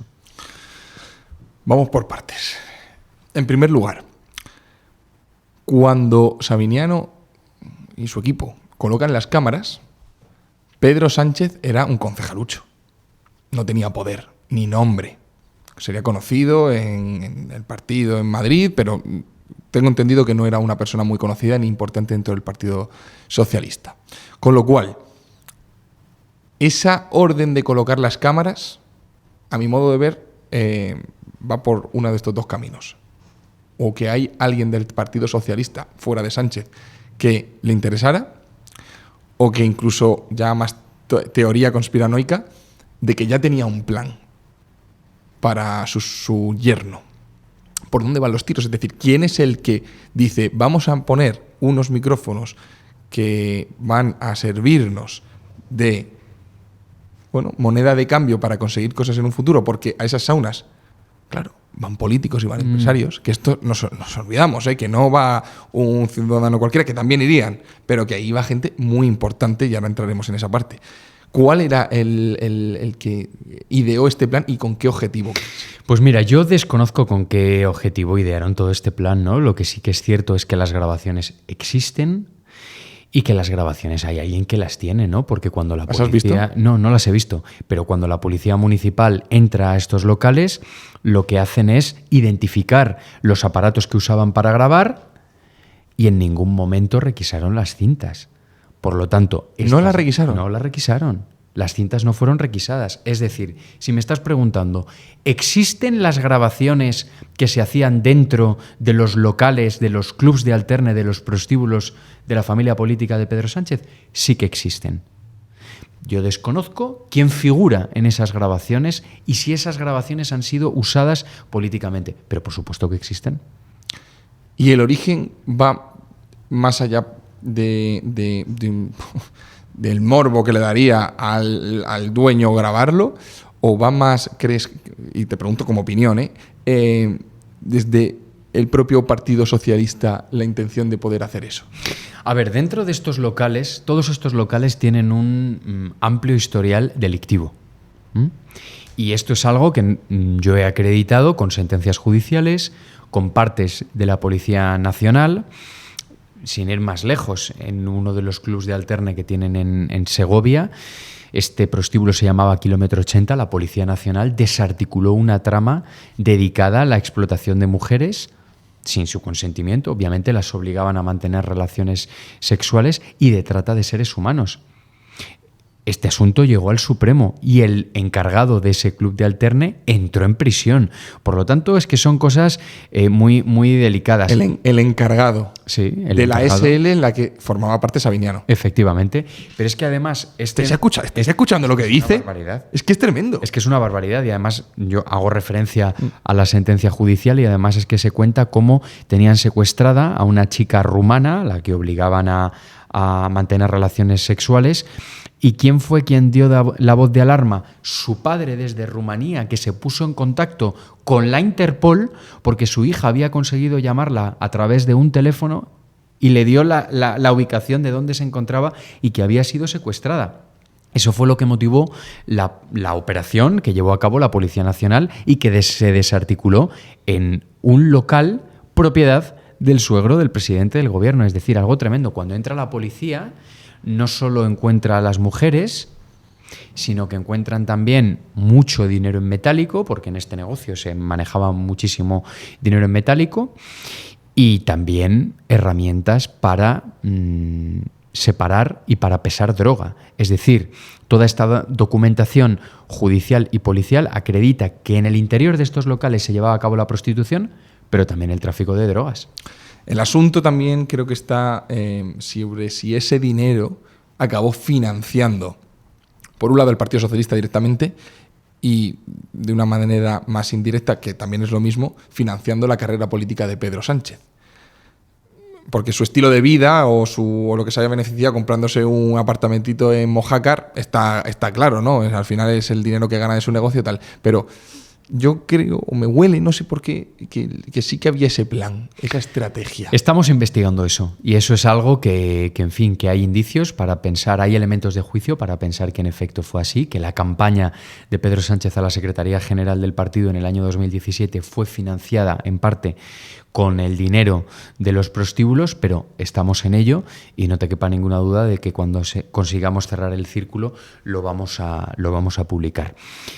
Begoña Gómez participó en la contabilidad de todos estos locales, ¿no? Y nosotros lo hemos podido verificar a partir de numerosos testimonios de trabajadores que estuvieron en el interior de estas saunas durante muchísimos años, ¿no? Y de hecho yo en el libro cuento un episodio de cómo se recaudaba el dinero, ¿no? La recaudación del dinero de todos estos locales comenzaba a las 5 de la madrugada. Sabiniano Gómez, el suegro de Sánchez, se montaba en su coche, que era un Jaguar, iba con chofer y se iba recorriendo todos estos locales que había por Madrid. Y la ruta finalizaba en torno a las 7 de la mañana en sus oficinas, que estaban ubicadas justo encima de la sauna Dan. Que era una ruta por la noche. Efectivamente, en medio de la madrugada. Qué turbio todo. Y todo acababa en la sauna Dan, en la calle San Bernardo de Madrid, que justo encima de la sauna es donde están las oficinas, y allí era donde estaba Begoña Gómez. Entonces, ¿qué era lo que se hacía? Se ponía encima de la mesa todo lo que Sabiniano había estado recaudando, que eran fajos de billetes, era dinero en metálico y además imagínate la cantidad de fajos porque estamos hablando de locales que abrían 24 horas. Era una máquina de hacer dinero, ¿no? Y los fajos de billetes se ponían encima de la mesa, se dividían, para ello se usaba una máquina como las que tienen en los bancos para contar billetes y se escondían en una caja fuerte que estaba oculta detrás de un cuadro enfrente del escritorio del suegro del presidente del gobierno. Y Begoña Gómez participó de manera habitual en este tipo de contabilidad. Si algún día te aburres, podrías ser director de una película porque es que da para un thriller cojonudo, ¿eh? Es acojonante y esto responde, el otro día estuve hablando justo con Rubén Arranz sobre el por qué Begoña Gómez se obsesionó con el tema de la cátedra. Y cuando tú entiendes esto, de dónde viene esta mujer, cuál ha sido su trabajo, cuáles han sido sus relaciones, y de repente pasa a ser, en muy poquito tiempo, la primera dama española, ella sabe de dónde viene. Y creo que intenta tapar ese vacío, ya no intelectual, sino el vacío de sentirse orgullosa de lo que es, que por eso necesita sentirse una persona plena, con una carrera detrás y decir, oye, es que no es que yo soy catedrática, porque si no nadie se explica, nadie quiere una cátedra, a no ser que tu obsesión sea esa, tu labor sea la docencia, seas experto en tu campo, pero ¿quién quiere una cátedra? O sea, y va por ahí, porque tú imagínate las relaciones personales de los trabajadores de ese mundo.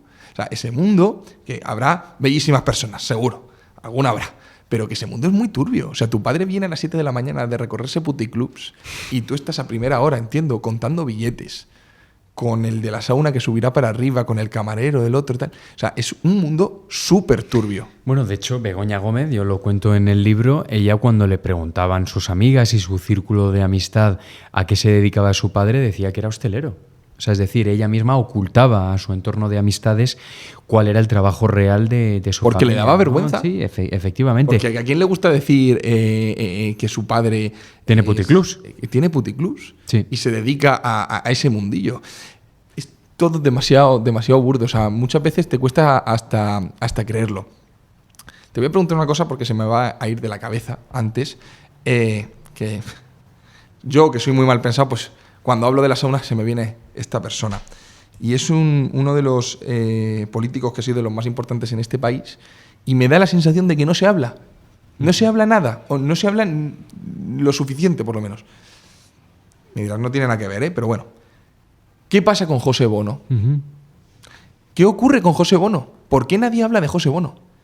Que sí, que alguna vez sale en alguna portada, pero me parece una persona de las más turbias de la política española, que ha sido, bueno, la tercera personalidad del Estado, que ha manejado muchísimo poder, uno de los dinosaurios políticos que tenemos en este país, una persona con doble nacionalidad, residiendo en en República Dominicana, sus hijas son influencers que ostentan el lujo constantemente, ha habido 1000 rumores de ello, pero nadie pregunta por Bono. Bueno, vamos a ver. Efectivamente, José Bono es un político con muchísimas sombras y, de hecho, yo fui quien publiqué que había constituido 3 sociedades en la República Dominicana, ¿vale? Yo lo que te puedo decir, y es algo que espero que te acuerdes bien, en breve va a aparecer en un escándalo de corrupción, José Bono. Yo espero que te acuerdes bien que esto que te estoy diciendo, porque yo llevo detrás de esa investigación bastantes meses, ¿vale? Eso para empezar. Y luego, efectivamente, él disfruta de una impunidad pues que no se entiende, ¿no? Porque hay que recordar que siendo presidente del Congreso de los Diputados, que ahora mismo desconozco qué sueldo tiene el presidente del Congreso de los Diputados, pero como muchísimo serán 100.000 euros anuales. Superan los 200 y pico, porque me acuerdo por Merisel Batet. Bueno, pero que sí, que es bastante igual, dinero, pero absolutamente, no te hace millonario. Da igual, porque con 200.000 euros anuales no consigues pagar al contado un ático de 4 millones de euros en la calle Velázquez de Madrid. Eso es inviable, ¿vale? Y eso ocurrió con José Bono. Siendo él presidente del Congreso de los Diputados, se publicó que se lo había comprado, y no solo eso, sino que estaba usando a su hija menor de edad como testaferro. Y no pasó nada. Eso a mí es algo que me llama muchísimo la atención, ¿no? Él se dedica a hacer negocios en República Dominicana, de ahí que abriera esas 3 sociedades, y te vuelvo a insistir, él va a aparecer en breve en una de las causas de corrupción que están ahora mismo encima de la mesa. Y bueno, yo desconozco por qué él ha conseguido, porque se ha tenido que esforzar mucho en cuidarse y en que no trascendiera todo lo que gira en torno a él, ¿no? Pero hay que tener en cuenta que consiguió montarle a su hijo una hípica ruinosa que no es rentable, y en su día hubo empresarios, constructores que denunciaron que se dedicaba a comprar caballos pura sangre con billetes, y eran billetes que se entregaban envueltos en papel de periódico, ¿no? Esto ha habido empresarios que lo han denunciado, pero fíjate, me gustaría contarte algo sobre José Bono. Él, cuando era ministro de Defensa, se dedicó a adjudicar contratos, él junto a su mano derecha en aquel momento, que era un señor que se llamaba Francisco Pardo Piqueras, que era su número 2, el secretario de Estado de Defensa, se dedicó a adjudicar contratos a una empresita de un pueblo de Ciudad Real que se llama Herencia, una empresa llamada Tecnove, que empezó desde cero. Poco a poco empezaron adjudicándole que si 100.000 euros, 200.000, los importes cada vez iban subiendo más, 1 millón, 2 millones. Bueno, al final, esta empresa, siendo el ministro de Defensa, cientos de millones de euros. O sea, una cosa espectacular, ¿no? Él deja el Ministerio de Defensa, lo nombran presidente del Congreso de los Diputados, y su número 2, su mano derecha, Francisco Pardo Piqueras, continúa adjudicándole contratos. Llega un momento en el que Francisco Pardo Piqueras, que siempre se había dedicado a la política, dice que deja la política porque tiene una oferta del sector privado. ¿Quién le hace la oferta? Esta empresa, a la que han regado con contratos públicos, y esta empresa le nombra vicepresidente de la compañía. Es vicepresidente durante 8 años, pasa el tiempo, Sánchez llega al Palacio de la Moncloa, nombra ministro del Interior a Fernando Grande Marlaska, y Fernando Grande Marlaska nombra director de la policía a este señor, a Francisco Pardo Piqueras, la mano derecha de Bono. ¿Qué es lo primero que hace cuando toma posesión como director general de la policía? Adjudicar un contrato público a Tecnove, a la que ha sido su empresa durante 8 años. ¿Y cómo se cierra el círculo? Bueno, con que la sociedad limitada con la que Bono controla las 3 empresas que tiene en República Dominicana está domiciliada donde esta empresa, Tecnove, tiene sus oficinas centrales. O sea, es decir, un entramado que huele fatal, muy poco transparente, y que, como te digo, estamos investigando con lupa. ¿Hay algo que no esté corrupto? Porque es estructural esto. Es tremendo, porque quiero decir, entiendo que a lo mejor no con el detalle y la profundidad que lleva una investigación como la que has hecho tú, ¿no? Pero todo esto tiene que ser sabido por mucha gente, dentro del mundo periodístico y sobre todo dentro del mundo político. O sea, si tú puedes llegar ahí, imagínate lo que puede llegar un diputado del Partido Popular o de Vox. Quiero decir, ¿Qué pasa? Es que de verdad, o sea, yo estoy más que acostumbrado ya a estar leyendo escándalos, hablando con unos, con otros y tal, pero cada vez, o sea, sigo ahora mismo estoy como un niño pequeño alucinando viendo una película. Es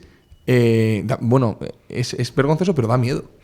Bueno, pues porque al final todos los partidos políticos son conscientes de que les puede saltar un caso de corrupción en cualquier momento y digo yo, lo digo desde la ingenuidad, pueden tener cierto temor a atacar a un partido político por casos de corrupción sabiendo que a lo mejor en el futuro a ellos también les puede salir. Mira, hay un libro que escribió el escritor Fernando Sánchez Dragó que se llama La canción de Roldán, que es una novela de no ficción en la que cuenta el proceso mental que pasó el que fue director general de la Guardia Civil durante el felipismo, Luis Roldán, pues una de las figuras de la corrupción política y además del Partido Socialista, el proceso en el que, bueno, de alguna manera se dio cuenta de que había errado, que se había convertido en un corrupto y tomó conciencia de todos los actos delictivos que había llevado a cabo.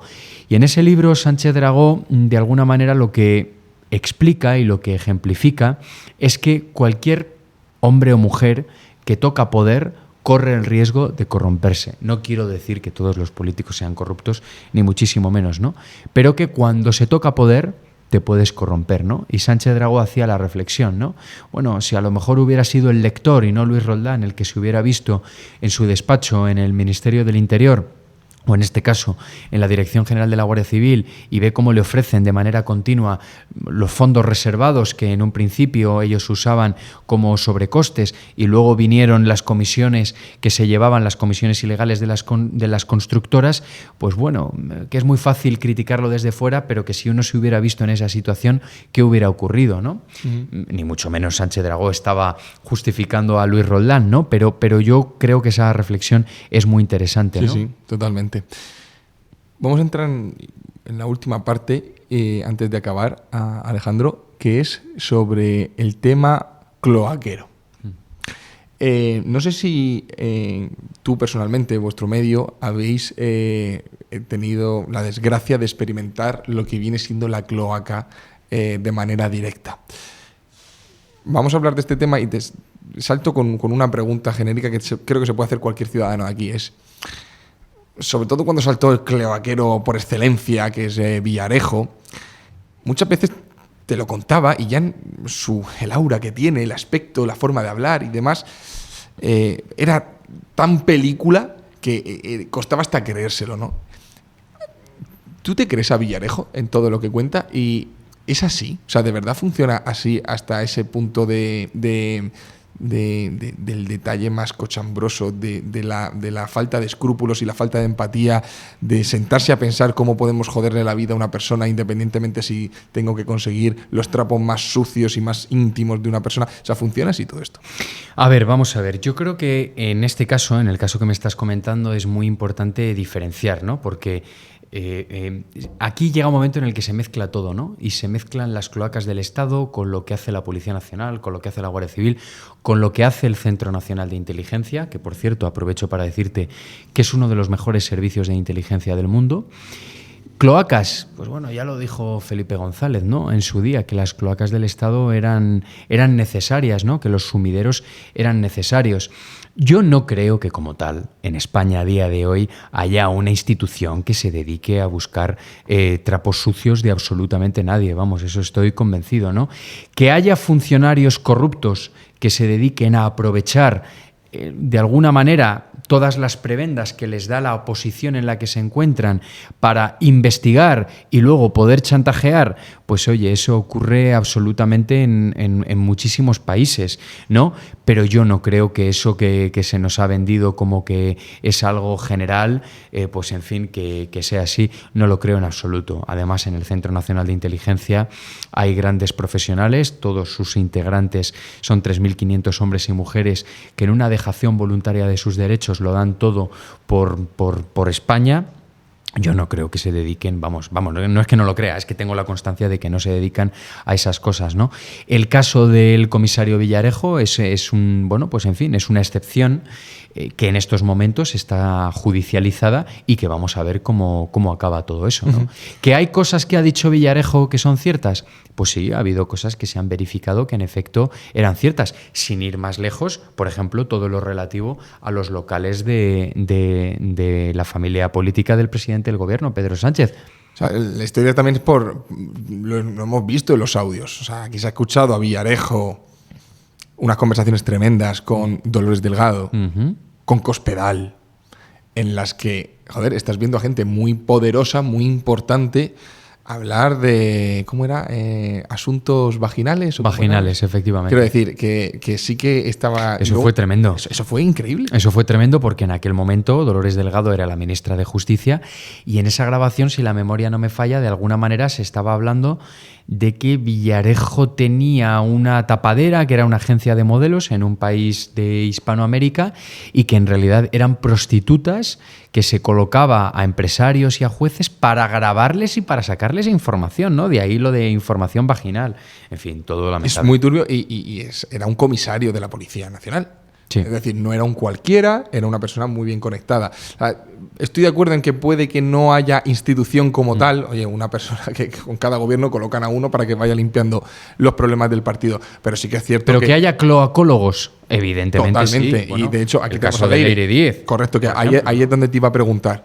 En esta función que ha desarrollado durante estos meses, por lo menos, hasta que estalló el caso, pero me imagino que desde antes, esa orden que supuestamente, presuntamente, le dio desde Presidencia del Gobierno sobre limpiarlo todo, ¿tú has visto en estos meses, en estos años de investigación, te has topado con intentos de esa limpieza? Sí. Sí, porque Leire 10, la estrategia que llevaba a cabo la fontanera del Partido Socialista, ha tocado todo lo que ha afectado al presidente del Gobierno, ¿no? Pedro Sánchez. Y básicamente... La fontanera del PSOE lideraba un grupúsculo que dependía de Santos Cerdán, a día de hoy en prisión provisional, que se encargaba de neutralizar todo aquello que pudiera afectarle a Pedro Sánchez, ¿no? Y para ello se dedicaron a investigar a jueces. No le ha salido muy bien, ¿eh? No le ha salido el tiro por la culata. Se dedicaban a investigar a jueces. Lo hicieron con la magistrada Beatriz Viedma, la del hermano de Sánchez, como hemos explicado antes. Lo hicieron con el juez Peinado, al que difundieron la barbaridad y la difamación de que tenía varios DNIs y que se dedicaba a comprar casas con varios DNIs. Lo hicieron con miembros de la Guardia Civil, como por ejemplo, el Balas, que escuchamos a la fontanera del PSOE decir que lo quería muerto, y luego, pues en fin, vimos también cómo difundían el bulo de que pretendía instalar una bomba Lapa en el coche del presidente del Gobierno, que fue otra mentira. Lo hemos visto con fiscales. El fiscal Estampa, de la Fiscalía Anticorrupción, ha denunciado que Leire 10, la fontanera del Partido Socialista, le chantajeó abiertamente, ¿no? ¿Para qué? Para que se pararan las investigaciones judiciales que afectaban al presidente del Gobierno, a Begoña Gómez, a David Sánchez y luego también a periodistas. También se ha estado investigando a periodistas sin éxito, por supuesto. Es que parte de esas cloacas también son periodistas. Es que la cloaca de Leire 10, bueno, Leire 10 va por ahí diciendo que es periodista de investigación, no es periodista de investigación. Es escritora como tú. Pero sí que es periodista. Sí. Y luego es que la cloaca del PSOE contaba hasta con una directora de comunicación que también dice que es periodista. Por lo tanto, es que es todo un disparate.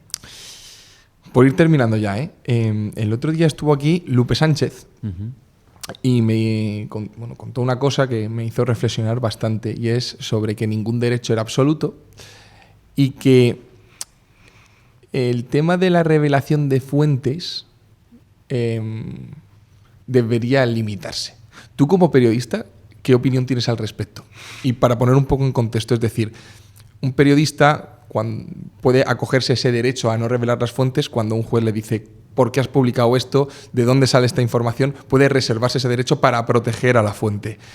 Pero claro, y Lupe comentaba, hay ciertos casos en donde eso no puede ser, por la gravedad del asunto, por X motivo. Pero claro, abres una puerta muy, muy, muy complicada y que se te puede ir de las manos. ¿Qué opinas tú como periodista de eso? Bueno, vamos a ver. Yo lo que te puedo decir con respecto a esto es que las fuentes, para el periodista en general y para el periodista de investigación en particular, son lo más importante. Yo, sin mis fuentes, jamás hubiera podido sacar adelante este libro. De hecho, el libro se lo dedico a mis fuentes. Pero no ya este libro, sino prácticamente mi trabajo diario. ¿Por qué? Porque ellos son los que tienen acceso a información sensible y son los que nos permiten a nosotros poder acceder a sitios donde no podríamos acceder.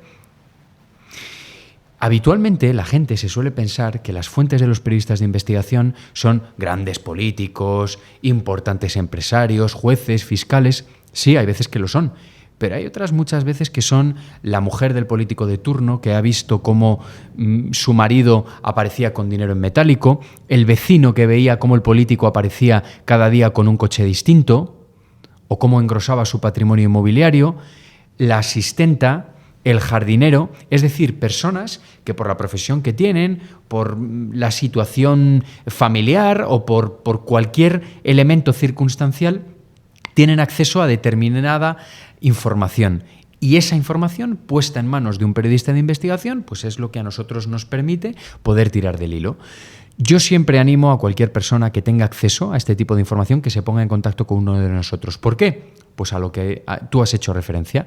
Nosotros podemos blindar, y estamos obligados a blindar a nuestras fuentes de manera constitucional. Es decir, si a mí un juez me pregunta quién me facilitó el dato de que el hermano del presidente del gobierno vivía en el Palacio de la Moncloa, pues yo obviamente jamás podré dárselo. ¿Por qué? Porque sería ponerle en peligro. Yo me comprometí con esta fuente y con todas las que tengo a jamás revelar su identidad. Con respecto a lo que tú dices, si se debería de cambiar la regulación, yo no lo creo. Yo creo que está bien como está. Ahora bien, los jueces tienen que saber diferenciar. Es decir, a mí un juez no me puede obligar a que yo le revele la identidad de la persona que me facilitó la información de que el hermano de Sánchez vivía en el Palacio de la Moncloa. Ahora bien, a mí un juez sí que me puede obligar a que yo acredite documentalmente que el hermano de Sánchez vivía en el Palacio de la Moncloa. ¿Por qué? Pues porque si no, esto se convertiría en un circo. Es decir, yo mañana digo que Begoña Gómez tiene 5 sociedades en el paraíso fiscal de las Islas Vírgenes y Begoña Gómez me denuncia, yo al juez no le puedo decir, no, oiga, es que esto me lo ha dicho una fuente y yo no revelo la identidad de mis fuentes. No, hombre, no. Yo tengo que documentar físicamente que Begoña Gómez es titular de esas sociedades en el extranjero. Y si no puedo documentarlo, yo no puedo parapetarme en la identidad de una fuente. Ese es el matiz. Las fuentes están protegidas constitucionalmente. En España no se ha dado nunca el caso de que un juez haya obligado a un periodista a revelar sus fuentes y por eso yo animo a cualquier persona que tenga acceso a ese tipo de documentación que se ponga en contacto conmigo o con un periodista de investigación, porque muchas veces sin esa pista nosotros no podríamos tirar del hilo. Es que nosotros vivimos de nuestras fuentes, de las pistas que nos ponen sobre este tipo de investigaciones. Si a mí la fuente, una de mis fuentes del caso del hermano de Sánchez, nunca me hubiera contado el rumor, lo que en aquel momento era un rumor, de que David Sánchez no iba a trabajar, pues posiblemente la gente que nos está escuchando y que nos está viendo a día de hoy, pues no sabrían que Pedro Sánchez tiene un hermano y David Sánchez seguiría tranquilamente en la Diputación de Badajoz sin ir a trabajar. Estoy bastante de acuerdo con lo que dices, Alejandro. Vamos a acabar con el test de quórum, ¿vale? Es una serie de preguntas que te voy a hacer, respuestas cortitas, monosílabos o frases cortitas, ¿vale? Muy sencillitas. ¿Una meta por cumplir, Alejandro? Pues yo siempre estoy pensando en el siguiente caso de investigación, ¿no? Pues seguir destapando escándalos de corrupción. Esa es mi meta y ese es mi objetivo profesional. ¿Un libro que todo el mundo debería leer? Pues fíjate, el que he hecho referencia antes. Es un libro que ahora me estoy releyendo, que me lo habré releído 5 o 6 veces, que me gusta mucho y que es La canción de Roldán del escritor Fernando Sánchez Dragó. Obviamente es un libro de corrupción, le tiene que gustar a la gente la corrupción. También la filosofía, porque se habla mucho de filosofía. Sí, es importante el matiz, efectivamente, no había caído en ello. Te tiene que gustar el término y el concepto, ¿no? Desde un punto de vista analítico y también la filosofía y obviamente la literatura, ¿no? Porque Sánchez Dragó, pues en fin, es un escritor muy particular que a mí, sinceramente, me gusta mucho. ¿Vives de alquiler o eres propietario? Vivo de alquiler. ¿Crees en Dios? ¿Eres creyente? Soy creyente, católico, practicante. Si mañana dejaras el periodismo, ¿a qué te dedicarías? Pues mira, yo de pequeño siempre me gustaron mucho los aviones. me gusta mucho todo lo que tiene que ver con la aviación y pues no sé, lo mismo hubiera sido militar, policía, siempre me gustó todo lo que giraba en torno a la investigación. Interesante, la verdad. Dime un ejemplo de un buen político y de un mal político. Pues bastante complicado, la verdad, ¿no? Sobre todo el bueno. Vamos a ver, un buen político, pues mira, te tengo que dar un nombre. Bueno, hay muchos, ¿no? Y yo soy una persona que obviamente tengo mi ideología política, que nunca la he dicho Como todos, en público, ¿no? Pero yo soy de todo menos sectario, ¿no? E intento en todos los partidos políticos intentar quedarme pues con lo mejor, ¿no? Es muy complicado. Uno bueno, pues ya te digo, en el Partido Popular y en Vox hay políticos muy buenos. Pues por poner un ejemplo de alguien que me parece íntegro y que me parece muy coherente, Miguel Tellado, el actual secretario general del Partido Popular, aunque también hay muy buenos partidos políticos en Vox, como me has pedido un único nombre, y un mal político, Pablo Iglesias, retratado. ¿Conoces el juego de Mary Kill and Kiss? No. Cago en 10, macho. No lo conocen. Estoy deseando que venga alguien y que lo conozca. Pero bueno, mejor. Te lo explico. Es muy sencillito. Es un juego de rol en el que te voy a dar a tres personas que conoces. Y filosóficamente, metafóricamente, con uno te tienes que casar, el Mary, a otro lo tienes que matar y a otro le tienes que dar un beso. Puede ser ideológicamente, puede ser... ¿Vale? No nos centremos en esa parte. Con esta pregunta, cuando se la dije por primera vez a Alejandro Fernández, se puso a temblar. No entendía. Pero bueno, las personas son Antonio Maestre, Jorge Calabrés y Jorge Bustos. No te quiero poner en un compromiso. No. Pero bueno. Vamos a ver. Tengo que casarme, matar y dar un beso. Sí, podemos decir el beso como algo puntual. Vamos a decir algo que no sea eterno, pero que lo harías en ese caso. Bueno, pues me casaría con Jorge Bustos, me daría el beso con Calabrés, porque es colega, compañero, periodista de investigación, y mataría a Antonio Maestre. Verás que no sacan el clip, al final. Pues para acabar, Alejandro, tienes aquí, pues, de este libro, La Sagrada Familia, entre ambas aguas. Es muy sencillito esto, ¿vale? En primer lugar, el anterior entrevistado hizo una pregunta sin saber que era para ti, ¿vale? Es Nacho Bongiovanni, no sé si lo conoces. Sí, quién es. Hizo esta pregunta, si la puedes leer en alto y contestarla. No sé lo que es, ¿eh? ¿Rubia o morena? Es que los argentinos son tremendos, ¿eh? Rubia. Rubia, perfecto. Y una vez contestado, te pido, ya acabamos de verdad, una pregunta para el siguiente entrevistado. Vale. ¿Y tengo que poner mi nombre? Sí, ponlo, se lo diré yo en la entrevista. Pero y puede ser cualquier cosa. De lo que tú quieras. Puede ser política, puede ser algo personal, lo que tú consideres. ¿Y tiene que responder? Sí, hombre, claro. Si no quedará retratado. O retratada. Vamos a ver, qué complicado. ¿Y habitualmente de qué tono suelen ser este tipo de preguntas? Normalmente o más políticas o, como acabas de ver, te acaban de preguntar si rubias o morenas. Es decir, pero puede ser política, ¿eh? También a Lupe Sánchez le preguntaron, por ejemplo, si ficharía por el PP. Claro. Por ejemplo. Sin saber quién era el entrevistado. La cuestión es que no sabes quién es. ¿Te tengo que decir la pregunta? No quiero verla.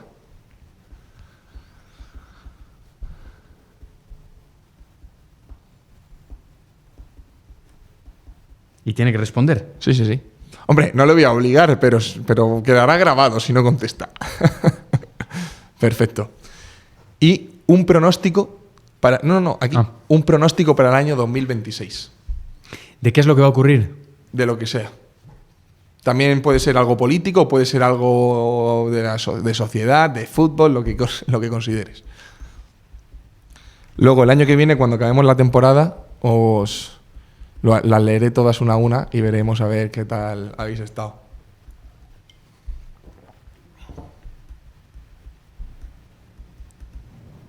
¿Hay que decirlo? No.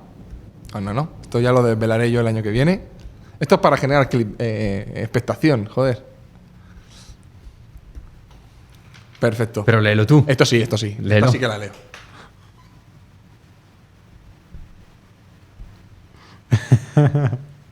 La podría haber escrito yo. Es una eterno debate, pero está muy bien. Alejandro, muchísimas gracias por venir a Quorum Podcast. Ha sido de verdad un placer y nada, sigue haciendo lo que haces, que estás haciendo una labor Muchísimas fantástica. gracias. Te lo agradezco mucho. Muchas gracias. Muchas gracias a todos por ver el programa y nos vemos el domingo que viene.